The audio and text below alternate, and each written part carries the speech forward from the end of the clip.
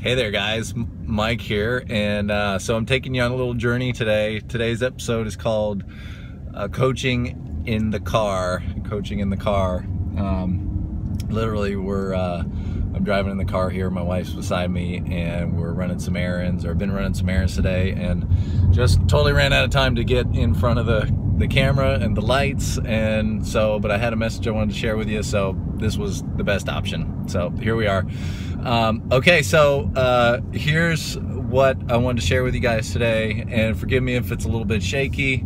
We're kind of driving through the country here, but this morning at our swim practice, we were reminiscing with some of our athletes after the swim practice on the pool deck a little bit, and just talking about the season and Ironman Louisville coming up, and how many of them literally, 8, 10, 12 months ago could barely swim like 25, 50 meters of the pool, like could barely swim a lap, and literally, but more so just they could swim a lap, but they were totally exhausted, totally winded, and the breathing was like the biggest challenge.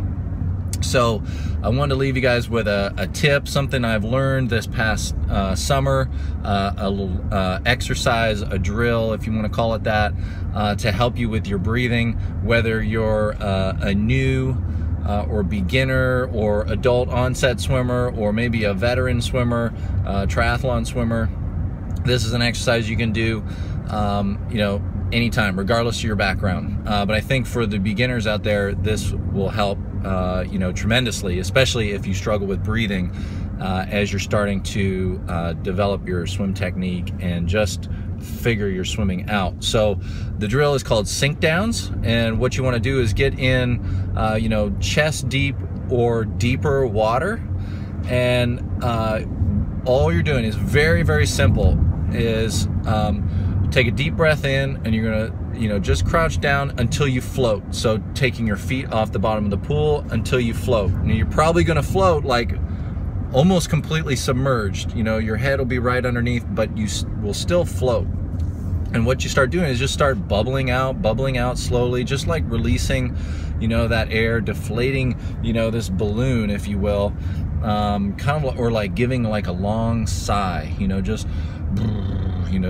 that sounds funny, but just start deflating that air. And what you'll figure out is, one, you'll realize or develop appreciation for how much air is actually in there, and then you'll release enough to a point where you'll kind of reach a tipping point, and you will like drop or sink down right to the bottom. And you want to do that like literally right till your backside touches the bottom of the pool, or if you're in slightly deeper water, till your feet touch the bottom, and then push off the bottom and then come back up.